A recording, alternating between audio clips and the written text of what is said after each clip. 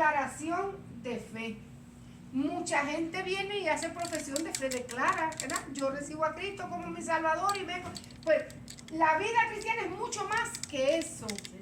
Es el comienzo de un diario vivir en comunión con Cristo y una participación, y yo le puse diaria, todo el tiempo, de su cruz.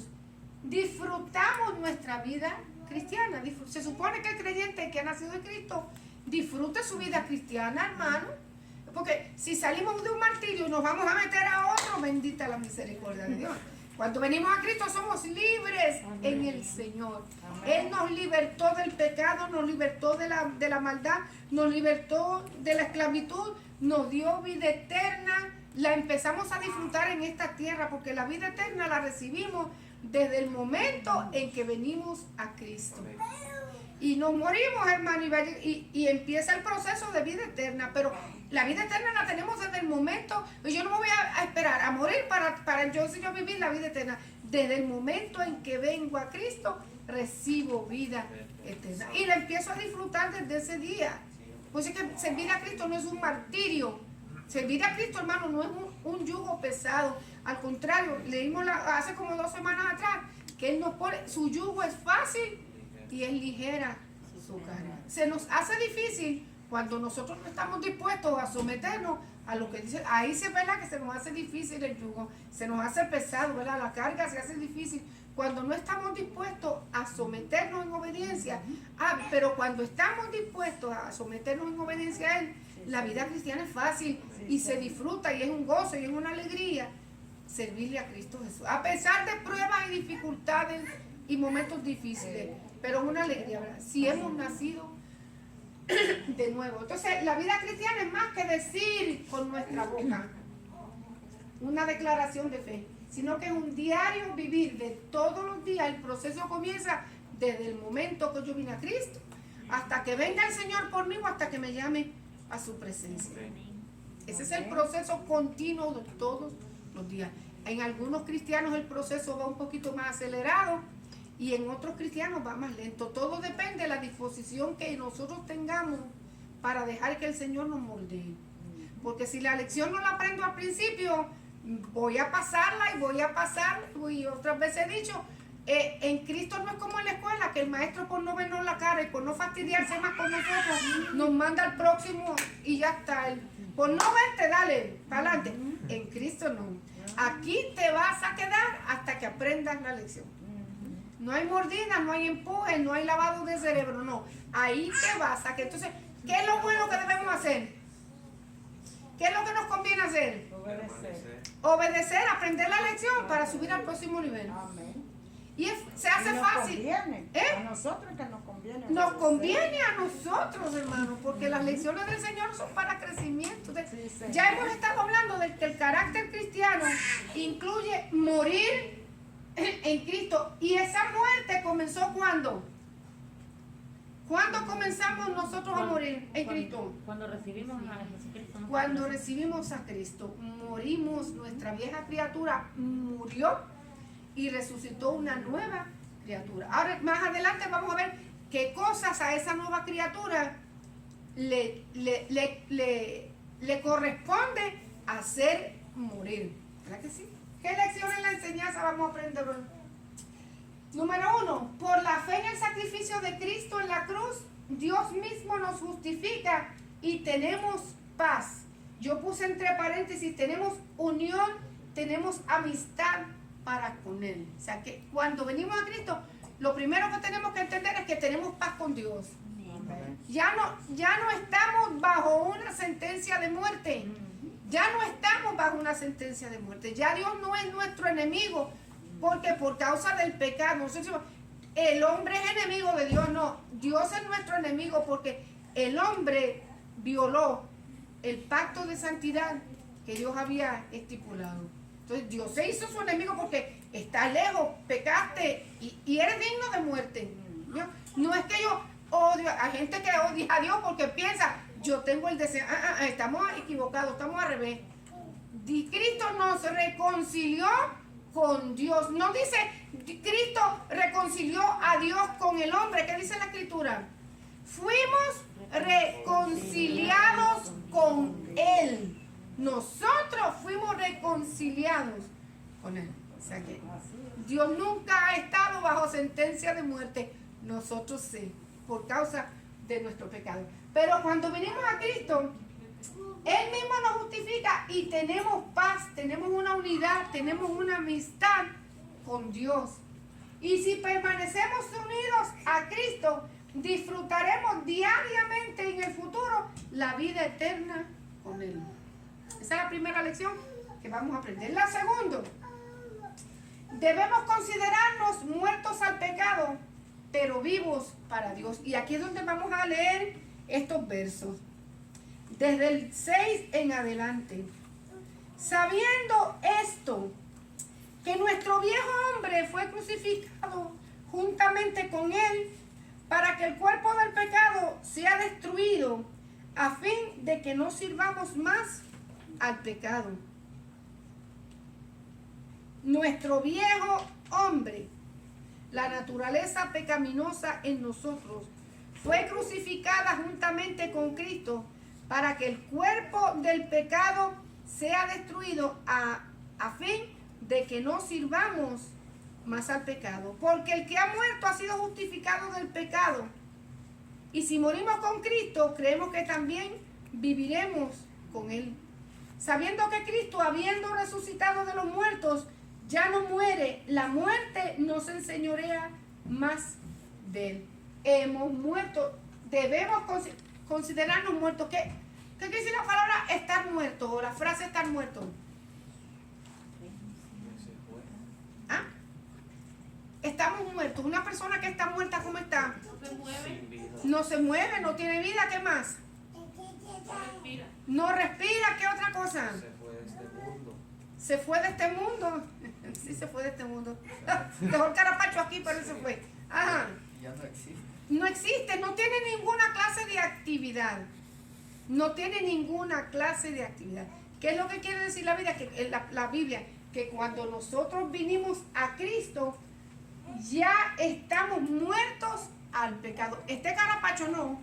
La relación que tenía nuestro cuerpo en servicio al pecado ya no tiene función en nosotros. Hemos sido libres. Yo le he explicado un montón de veces cómo esto funciona y se lo he hecho como a manera de kindergarten, ¿verdad que sí? Para que lo podamos entender.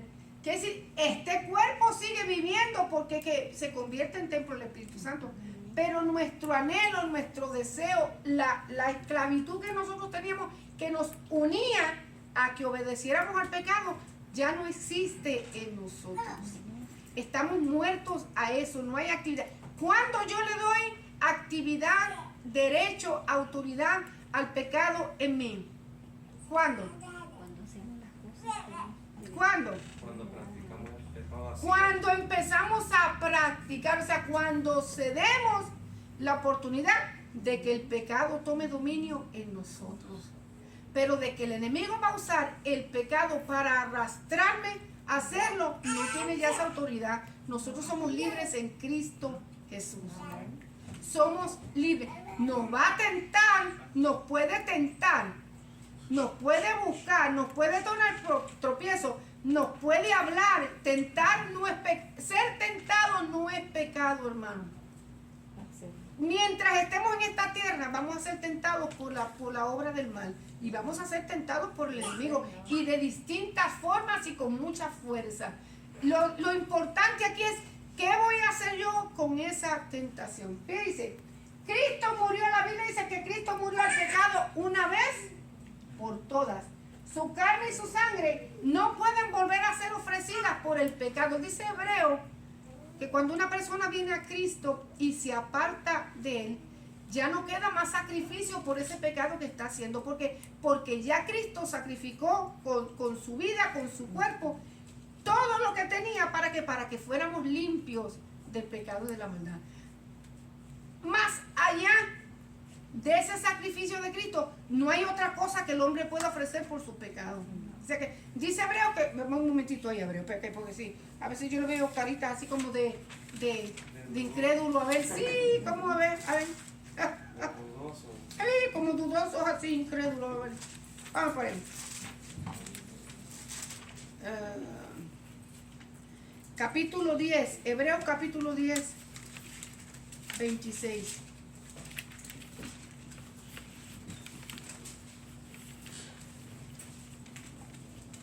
Hablando, fíjense, de lo que es el estar unidos o pecar voluntariamente. Dice, porque si pecáremos voluntariamente después de haber recibido el conocimiento de la verdad, ya no queda más sacrificio por los pecados. ¿Cuándo se peca voluntariamente? Después que hemos recibido el conocimiento de la verdad. Si involuntariamente se peca cuando no tengo el conocimiento. Pero una vez que ya yo he adquirido el conocimiento de lo que es desagradable a Dios, de lo que es pecado, de lo que es maldad, de lo que yo sé, de lo que me toca apartar. Si peco después, lo estoy haciendo voluntariamente, después de haber recibido el conocimiento de la verdad, ya no queda más sacrificio por los pecados. ¿Qué pasa después de eso? Si yo peco voluntariamente, rechazo lo que es la sangre de Cristo que me puede limpiar de toda maldad y de todo pecado y de toda inmundicia. ¿Qué pasa? Solo queda una horrenda expectación de juicio y de hervor de fuego que ha de devorar a los adversarios. El que viola la ley de Moisés por el testimonio de 2 o 3 testigos, ¿qué pasa? Moría irremisiblemente. ¿Cuánto mayor castigo pensáis que merecerá el que pisoteare al Hijo de Dios y tuviera por inmunda la sangre del pacto en la cual fue santificado e hiciere afrenta al Espíritu de gracia? ¿Qué 2 cosas ocurren cuando nosotros estando en Cristo, teniendo el conocimiento de la verdad y adquiriendo la sabiduría del Señor? ¿Qué 2 cosas suceden cuando yo peco voluntariamente? ¿A qué estoy exponiendo la obra de Cristo? Ahí lo dice. Verso 29. Es más, pasan 3 cosas. Ahí lo dice el verso 29. Número 1, ¿qué pasa? Cuando yo peco voluntariamente después de haber recibido el conocimiento de la verdad. Ahí lo dice. Número 1. Pisoteo al Hijo de Dios. No necesariamente a Cristo, porque Cristo es el Rey de Gloria. Pero tengo, ¿por qué? Por poca estima la obra que Él hizo en mi vida. Número 2. Tengo por inmunda la sangre del pacto en la cual fui santificado. O sea, no le estoy dando el valor y la importancia. La estoy teniendo porque por cualquier cosa, por una baratija. Número 3, ¿qué más? Estoy haciendo afrenta al Espíritu de gracia. Y el que hace estas 3 cosas, ¿qué dice la Escritura? ¿Cuánto mayor castigo pensáis que merecerá aquel que lo hace? ¿Me explico? Lo estoy leyendo el verso de atrás para adelante. O sea, cuando nosotros venimos a Cristo, debemos considerarnos muertos al pecado. Porque si después de haber recibido el Espíritu de gracia, si después de haber recibido el conocimiento de la verdad, si después de haber sido lavado en la sangre de Cristo, retrocedo, yo voy a recibir ¿qué? Un castigo. Ahí lo dice, hermano. O sea que tal vez, no tal vez, sino que aquello de que el que es salvo siempre es salvo, la Biblia me dice que eso no existe. No es posible. No lo dice aquí. Si una vez que yo he recibido la salvación y retrocedo y tengo por inmunda la sangre del pacto con la cual Dios un día me lavó y me hizo su hija, yo merezco ¿qué? Un castigo. Lo merezco, hermano. Y muchas personas se pierden y muchas personas se van de este mundo sin salvación porque una vez que fueron iluminados con la gracia, se apartaron de Cristo y se murieron en su pecado. Por ejemplo, una persona que por ejemplo, hermano, que haya sido cristiano y se mató en un accidente borracho, yo no me atrevería a decir que fue al cielo. La Biblia dice que los borrachos no entran al reino de los cielos. Y en ese momento, ¿cuál era el estado de esa persona? Apartado del Señor, teniendo por inmunda la sangre del pacto y encima de eso ¿qué? estaba borracho. O sea, yo no me atrevería a decir, aunque mucha gente dice, yo no juzgo, de acuerdo a la escritura yo juzgo. Yo no juzgaría eso, yo de acuerdo a la escritura yo juzgo. Sí, aquí dice, entonces dígame usted cuál sería la condición. Nosotros no debemos considerar muertos al pecado, pero vivos para Dios. Cristo murió al pecado una vez por todas. Su carne y su sangre no pueden volver a ser ofrecidos por los pecados. Desde que resucitó de los muertos, vive para Dios, sin llevar jamás en su cuerpo glorificado el pecado de los hombres. ¿Lo llevó cuándo? Cuando Cristo llevó en su cuerpo el pecado de todos los hombres, de todas las generaciones del mundo entero. Cuando murió en la cruz del Calvario. La Biblia dice que el Padre lo hizo que pecado por nosotros. Dios lo hizo pecado, puso sobre él todo el pecado del mundo. Ahora, una vez que resucitó, ya su cuerpo ya no está ligado de ninguna manera al pecado de los hombres. El sacrificio lo hizo una vez y para siempre. No va a volver otra vez a morir por los hombres. El hombre que quiere salvación, ¿qué es lo que tiene que hacer? Buscar a Cristo, venir y arrepentirse y aceptar ese sacrificio. Ya estuvo. No va a morir Cristo otra vez por los hombres. Ya lo hizo. Para aquellos que dicen, si Cristo viene a la tierra, lo volvemos a crucificar. Señor lo reprenda, hermano. Eso es lo que dicen muchos hijos de las tinieblas. ¿Verdad que sí? A ver, me gustaría ver a dónde ponen las patitas cuando suceda. A ver a dónde llegan, hermano, porque a veces los hombres, Dios en su misericordia, hermano, no los deja mudos. Pero me gustaría que el Señor dijera y aguantara la respiración un momentito, hermano, para ver a dónde corren. Dice, así también todo aquel muerto que ha muerto con Cristo es una nueva criatura. Es decir, aprendimos que Cristo murió una vez por nuestros pecados y no lo va a volver a hacer porque su sacrificio fue perfecto. Así de una manera, si nosotros venimos a Cristo, resucitamos en una nueva criatura. Cristo murió por los pecados, resucitó. Resucitó para que para vivir para siempre para Dios. Así somos nosotros, morimos a nuestros pecados cuando venimos a Cristo, resucitamos en una nueva criatura para vivir una vida agradable al Señor, no solamente en esta era que vivimos, eternamente y para siempre, hermano. Porque la vida eterna, ¿cuándo la empezamos a vivir? Cuando aceptamos a Cristo como nuestro Salvador. No voy a empezar a vivir cuando yo me muera una vida eterna. No te perdemos el tiempo aquí, el gozo, la alegría de servir. Yo tengo vida eterna desde ahora.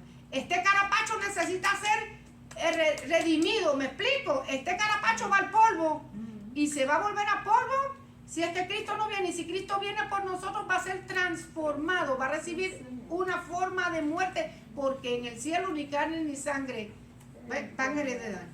Pero de todas maneras que este cuerpo necesita ser redimido, pero la vida eterna la tenemos desde el momento que venimos a Cristo. ¿Qué otra cosa nos enseña la lección hoy? Que debemos modelar, dije llevar, no modelar, llevar, la palabra ya por si acaso, no, modelar una vida santa, una manera santa de vivir. Ese nuevo andar dará evidencia que en verdad, sinceramente, nos consideramos muertos al pecado, pero vivos para Dios en Cristo. ¿Cómo sé? La pregunta de mucha gente. ¿Cómo sé que soy muerto al pecado? ¿Cómo yo sé que he muerto al pecado? Cuando vivo una vida en comunión con el Señor. Cuando vivo una vida en comunión con el Señor. Y esa vida tiene evidencia de ¿qué? De que yo soy una nueva criatura. Primero, si no he nacido de nuevo, no puedo clamar al Padre. Segundo, si no he nacido de nuevo, el Espíritu Santo no puede habitar en mí. ¿Cómo yo sé que soy nueva criatura? Primero, porque el Espíritu Santo habita en mí y me da la autoridad de clamar a Dios. Tercero, porque en mí hay temor de ¿qué? De pecar. Aquí lo dice. Cuando como hijo de Dios ya no disfruto o me causa placer pecar, porque el poder del... ¿Qué dije? Porque el poder del pecado en mi vida está desvanecido. ¿Cómo yo sé que soy una nueva criatura? Porque ya pecar no me atrae.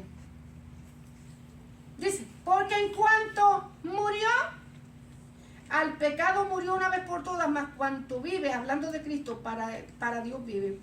Así también vosotros consideraos muertos al pecado, pero vivos para Dios en Cristo Jesús, Señor nuestro. No reine pues el pecado en vuestro cuerpo mortal, de modo que lo obedezcáis en sus concupiscencias, ni tampoco presentéis vuestros miembros al pecado como instrumentos de iniquidad, sino presentaos vosotros mismos a Dios como vivos de entre los muertos, y vuestros miembros a Dios como instrumentos de justicia. Vamos a leer. Primero, debemos moldear, llevar una manera santa de vivir. Y esa nueva vida tiene evidencia de que en verdad me considero muerto al pecado. Volvemos a la pregunta: ¿cómo sé que soy muerto al pecado? Cuando como cristiano, como hijo de Dios, ya no me toca. ¿Qué sucede en la vida de un cristiano cuando peca? En un cristiano que sinceramente, yo siempre hago la salvedad, porque en la casa del Señor hay gente sincera y hay gente que no es sincera. Y el no ser sincero no lo vamos a llevar entre los 100, 60 y 30. Porque dentro de la casa del Señor hay gente que da 100, hay gente que da 60 y hay gente que da 30. Y eso no tiene nada que ver con la espiritualidad. Eso tiene que ver con la capacidad de dar frutos. No todos damos frutos en abundancia. Un palo de naranja o de así como mi amigo el pastor, que le clavó como 50 clavos al pobre palo para que diera mucha naranja, y el pobre lo crucificó al pobre clavo.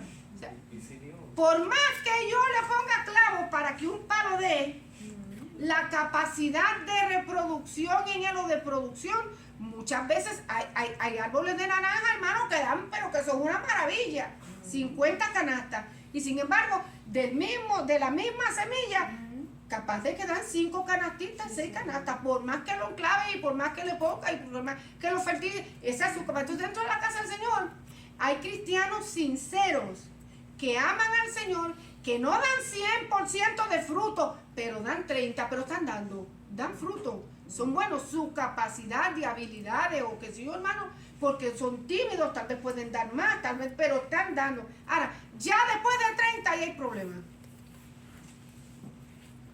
Si no da ni siquiera 30, hay problema.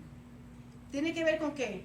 Con la sinceridad con la cual yo haya venido a Cristo Jesús. Doy 30, pero ahí voy dando. Y en el camino, pues si me fertilizan y yo busco, pues puede que de 30 suba a 40 y de 40 todos tenemos la capacidad, pero no todas las podemos desarrollar al mismo tiempo, ¿verdad? Yo quisiera que todo el mundo fuera como yo decía Pablo, pero nosotros no somos como Pablo. Pablo era Pablo y nosotros no somos. ¿Veo? Pero ya cuando hay menos, y ya no tiene que ver mucho con el interés y con la sinceridad de mi corazón. Pero estamos hablando de cristianos sinceros. ¿Cómo yo sé que soy muerto al pecado? Cuando como hijo de Dios ya no disfruto, ya no me da placer pecar. ¿Qué sucede en la vida? Ahí fue donde me quedé. De aquel creyente que aunque de 30, es sincero y peca. ¿Qué sucede en la vida de él? ¿Cómo se siente? Siente triste, ¿qué más? Con remordimiento, que no valen mucho, los remordimientos no sirven para nada, pero bueno, ahí vamos, remordimiento. Cargado. Cargado. Se siente cargado. Deja de venir a la iglesia porque el pecado los avergüenza.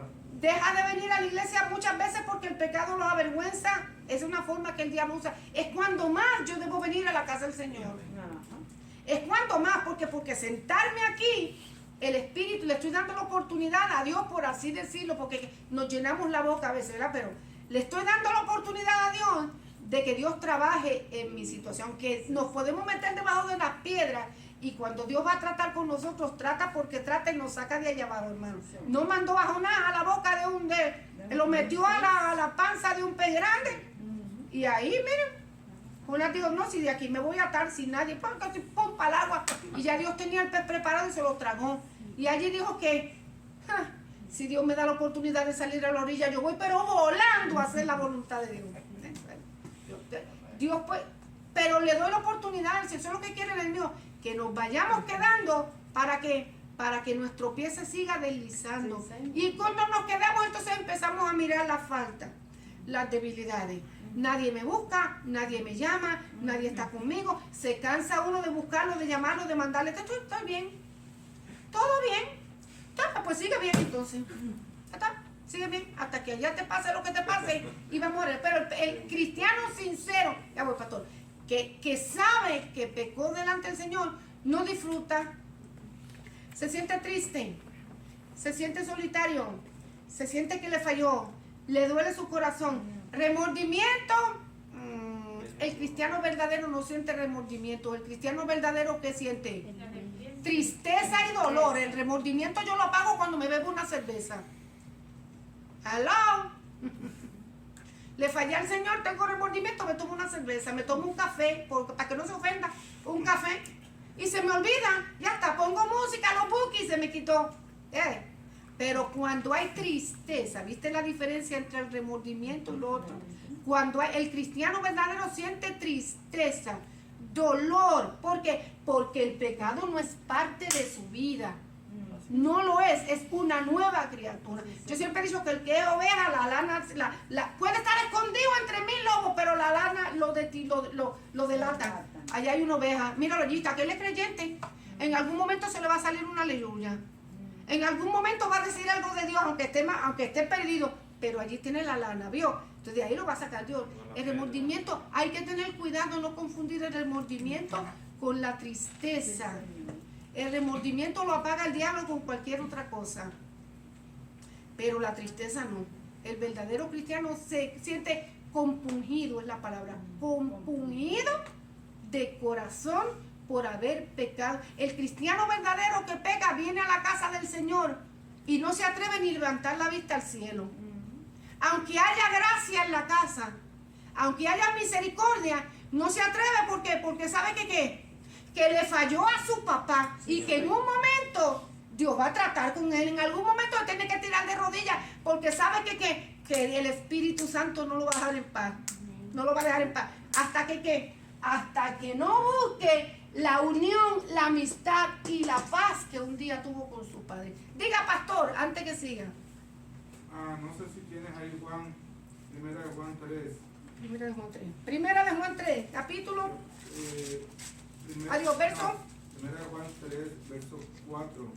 4, ajá. Dice que todo aquel que comete pecado infringe también la ley. Por el pecado e infracción de la ley. Ajá. Ese es el principio principal que la gente tiene que saber. Ajá. Y sabéis que Él apareció para quitar nuestros pecados.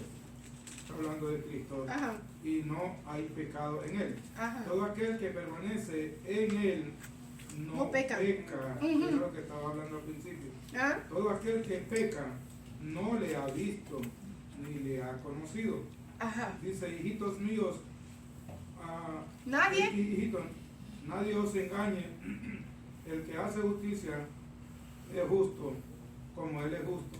El que practica el pecado es del diablo. Eso es lo que dice la Porque Biblia. el diablo peca desde el principio. Para esto apareció el Hijo del Hombre, para deshacer las obras del diablo. Todo aquel que es nacido de Dios no practica El pecado. porque la simiente de Dios permanece en él y no puede pecar, porque es nacido de Dios. Entonces volvemos a lo mismo, la práctica, la diferencia entre la práctica del pecado en nuestra vida. Si hemos nacido de nuevo y la simiente de Dios, que es Cristo Jesús, está en nosotros, no practicamos. Práctica es de todos los días. ¿Qué usted practica todos los días? Peinarse, bañarse, si es que se baña todos los días. Se lava los dientes, ¿verdad? Porque hay gente que no se baña todos los días, pero se baña todos los días. Lavarse los dientes, cepillarse, vestirse, comer, ¿verdad? Todos los días. Eso es una práctica. El que practica el pecado continuamente no ha nacido de Dios. No tiene la simiente de Dios en él. ¿Y quién dice que el que practica el pecado, de quién es? Es del diablo. Aquí lo dice, el que practica el pecado no ha conocido a Dios. Y como no tiene a Dios como padre, ¿de quién es? Es del diablo. Porque el diablo peca desde el principio. Pero todo aquel que es nacido de Dios no practica pecado porque la simiente de Dios permanece en él y no puede pecar porque es nacido de Dios. Y si peca, porque no hay nadie perfecto en este mundo. Número 1, abogado tenemos para con el Padre, Cristo Jesús. Pero para ir al abogado, primero yo voy a sentir que confusión, dolor, tristeza, porque yo soy de Dios. Amén. ¿Me explico? Somos de Dios y cuando fallamos, el Espíritu Santo nos redarguye, nos sentimos tristes, no podemos estar lejos porque ya nosotros no somos de aquel bando, nosotros pertenecemos a este. Amén. La simiente de Dios está en nosotros y nos duele y nos da tristeza porque no tenemos paz. Aquel que peca es hijo de Dios y peca, lo primero que pierde es la paz, la alegría de venir a servir. No de apartarse, pero que la tristeza de saber que le fallé a mi padre y que voy y llego a la casa del Señor, pero estoy compungido y estoy triste. Y hasta que no arregle ese problema, la alegría no va a volver otra vez. Porque es que es así. Dice, ¿a dónde andaba?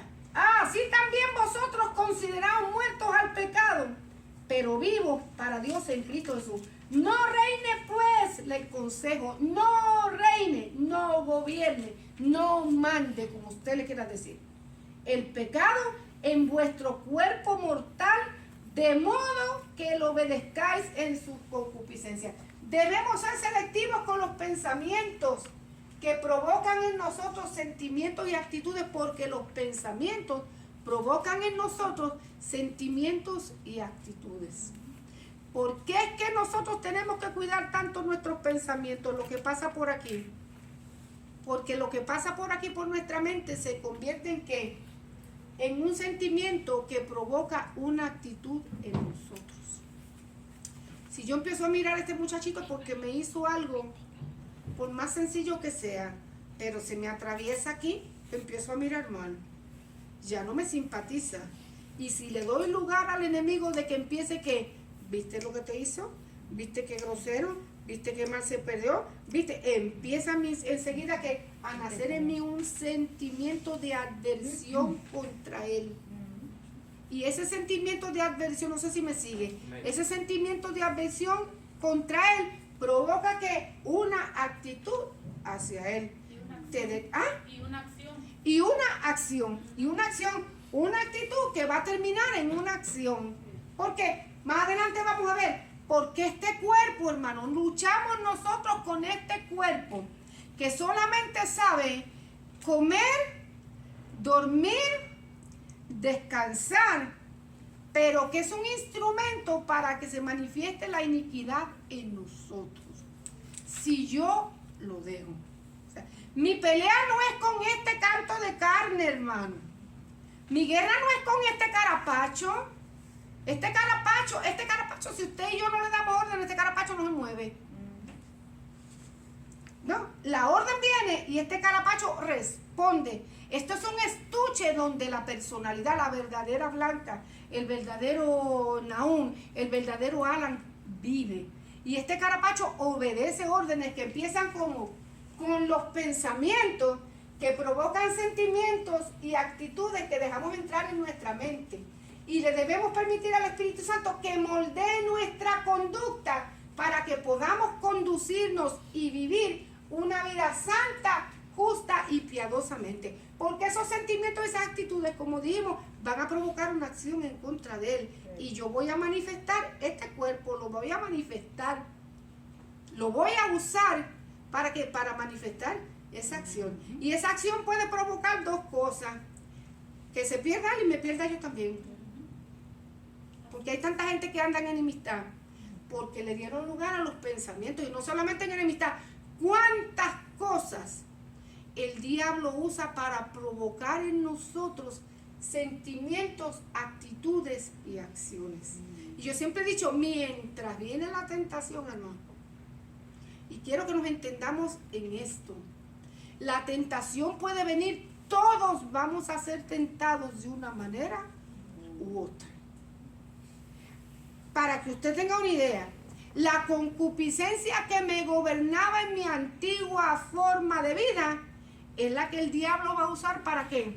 Para ponerme tropiezo. Posiblemente en mi vida de bandolera había miles de cosas que a mí me perturbaban. Vine a Cristo, ya no me molestan miles, pero me molestan 990, no me molesta a mí, pero una de ellas. 999 no me molesta, pero una para completar las miles es la que usa el diablo.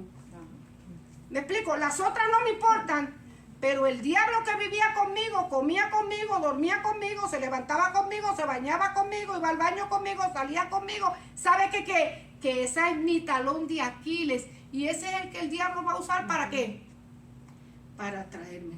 Porque todos tenemos un talón de Aquiles, hermano. ¿Saben lo que es un talón de Aquiles? Eso es la mitología griega. Ya no me acuerdo ahora cómo se llamaba la madre de Aquiles, pero le dijeron, eso es la mitología, de ahí donde viene la expresión. Que si metía a su niño en una fuente mágica, no me acuerdo qué rayo era, lo metía ahí adentro, lo iba a hacer inmortal. Y ella lo agarró por un pie. Eso es parte de la mitología. Eso no es cierto, ni está en la Biblia. No vayan a buscar a Aquiles aquí porque no aparece. Eso es parte de la mitología griega. Sí, porque ahora vamos a ir donde capítulo, hermana, donde habla, mire que la mía no dice eso. Eso es algo de la mitología. De ahí le estoy explicando de dónde viene la frase. Lo metió, pero se le olvidó que como lo agarró por aquí, por el calcañar, por el talón, y se le olvidó y le dejó los 2 dedos. Entonces, ¿qué era? Aquiles era supuestamente inmortal, pero ahí sabían que por ahí lo podían matar, por el talón. Era la debilidad de Aquiles, el talón. De ahí es donde viene. Le di una clasecita hoy de ¿qué? De estudios sociales, ¿verdad? De historia. Todos nosotros tenemos un talón de Aquiles y el diablo lo sabe. Porque yo siempre he dicho, nuestros ojos son a veces como patinetas. Si yo era mujeriego,